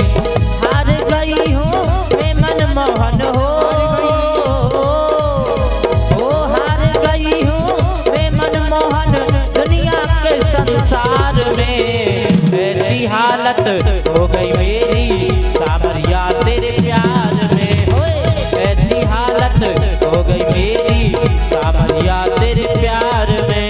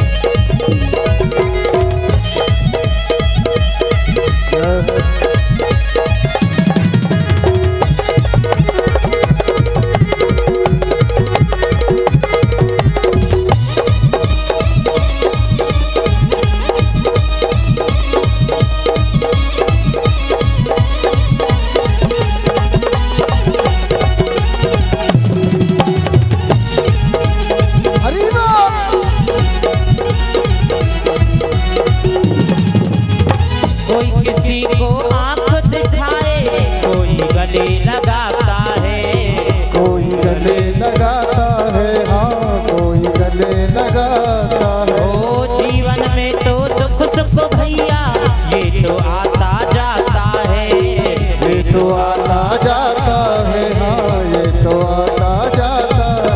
हो जीत की मुझको खुशी नहीं है, हो